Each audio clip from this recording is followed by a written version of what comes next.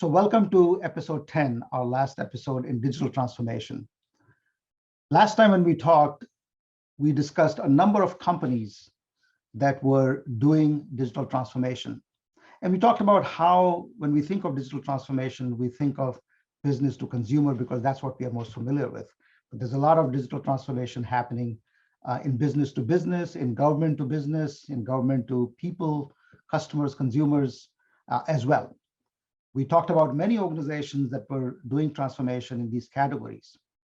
So today we are going to look at a 2x2 framework that allows us to think about how this transformation happens. And then the purpose of this is to allow you to think about your own organization and identify what processes may be ripe for transformation. So what we will do is to look at the 2x2 and then plot those companies that we have talked about in these 4 quadrants and see how they created digital transformation, how they reorganize the steps in the interaction with the customer processes, and how they perhaps change the nature of business. So I'm going to share with you my screen. So here are some of the organizations we talked about last time. Business to business was Encana, a natural gas company, UPS, and the prescription drug monitoring program that pharmacies use along with the states. We also talked about a lot of business to consumer organizations, Peerby, Venmo, that allows you to transfer funds, Home Depot, James City County in Virginia, that allows you to enter sub-meter readings so you can get credit for it, Five Brothers Lawn Care Company, GE Appliances, that have appliances that are internet enabled, Tailor, the app that allows you to customize clothing, AutoHaus, a Virginia-based car maintenance organization that uses a platform called Podium to interact with their customers. And then some examples of government to consumer, where a couple of these examples come from Asia. bKash is this platform in Bangladesh that initially started with allowing people to move funds, send money to each other.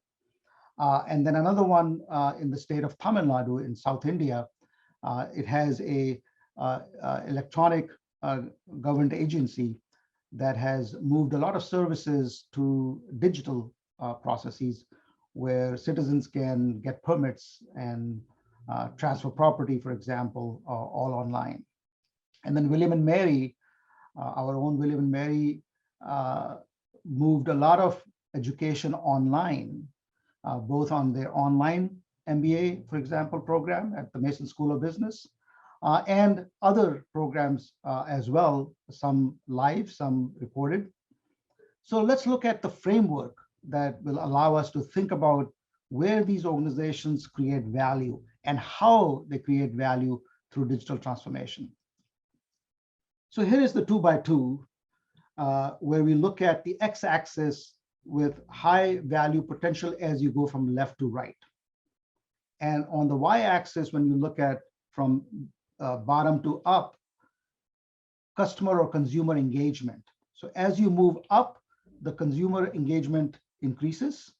As you move sideways from left to right, the value that you create with digital transformation goes up. So the 4 quadrants, the way they're called, defined are efficiency, which is low on value and low on customer engagement.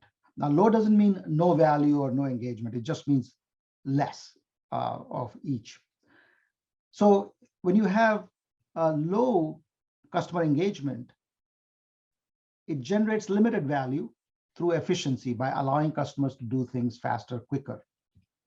So as you move up to personalization, quadrant 2, here the value potential is still limited, but you're now customizing it more to the customer or personalizing it more to the customer. And as a result, the customer is engaging with you more, perhaps allowing you to have a greater potential in the future because the customer is more engaged now for other services, for instance. So as you move from left to right on the value potential, when you displace time and location, where you allow customers to do things from wherever they are at any time of their choosing, you create more value for the customer. even though it may not be highly personalized, all your customers are able to do things at their own choosing of time and place. That too has a high potential, perhaps less with customization. The fourth quadrant is the new business models. And this is an emergent quadrant where you create value through either personalization or through displacement or both. And in doing so, you create a whole new way of doing business. The beauty of this quadrant is that because it's so unique, it pulls the industry along with you and changes the nature of business, the rules of the game, so to speak, for everyone. And if you are the leader, you set the rules. So let's look at the examples we had talked about last time and how they fall in each of these quadrants. So in efficiency, we talked about peer buy, which allows you to share garden equipment, for instance, with your neighbors. James City County made it convenient for the citizens of Virginia, of the county, to upload information. Venmo allows you to move funds around, as did Home Depot by giving you information on how to install ceiling fans, for example, or how to get service if you buy water softener from them. On the personalization quadrant, quadrant 2, prescription drug monitoring program is customized for the individual patient for whom the prescription is. UPS's effort to customize services for each of their business-to-business clients and offer those services to them before the apparel, for example, arrived at the warehouse. The Tamil Nadu e-government agency is also personalizing services for each citizen, as does Bkash, which allows you to move money, but then also add more services to it.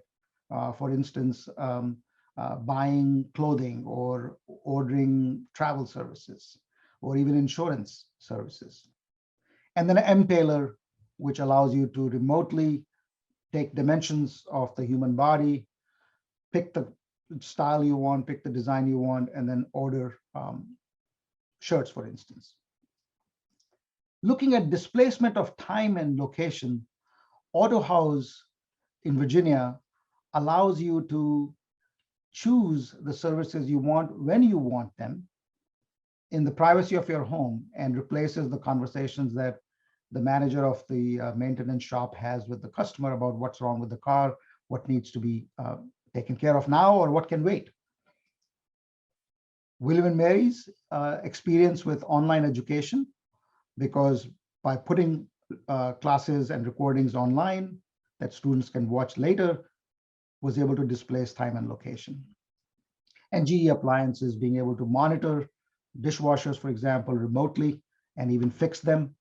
And if they needed a part, they could plan it in a way that the repair person and the part arrives at the same time and saves them a trip. Again, displace time and location because they could do it remotely.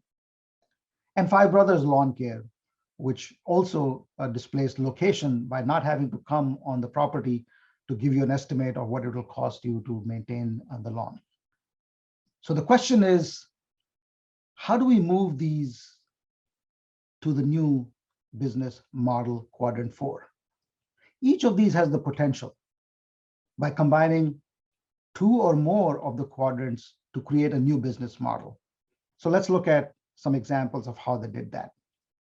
Bkash, the platform in Bangladesh, created a new business model of selling apparel. So every week they have these live shows where people get to see the latest fashions. Men and women get around the desktops and look at what companies selling what kind of fashions. And if they like it, they can order it right there from Bkash app and get it delivered.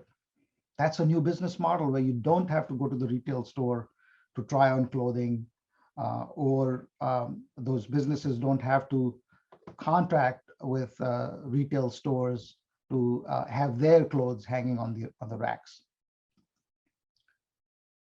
Five Brothers Lawn Care might very well change the nature of business of lawn care, because there is a very high cost for somebody coming out to survey your property and estimate that. For a service that is not proportionately that much expensive. So the service costs about $400 a year, and the cost to go survey the lawn or the property is $150, that cuts into a lot of their profit. AutoHaus, the example of maintenance of your automobiles, is also a new business model where you can drop off the car, get a text, pick out the services you want, order the services, and then go pick up your vehicle when it's ready. M-Tailor is an interesting example because what it does, it combines efficiency, which is how quickly you can order clothing, with personalization, quadrant 2, because it's very personalized to your body structure and your preferences. And it also displays location and time, because you don't have to know where M-Tailor is. You can do it privacy of your home. So by combining the other 3 quadrants, M-Tailor has been able to create a new business model, or let's say a potential for a new business model and a potential for much higher value. So this is how I want you to think about your organization and see where you have processes that can create efficiency to personalization and then into a new business model, or from efficiency to displacement to a new business model. You can also evaluate what processes in your organizations are not working well in one or more of these quadrants. And that might give you opportunities to identify those processes that you would like to transform. So good luck. We'll see you soon.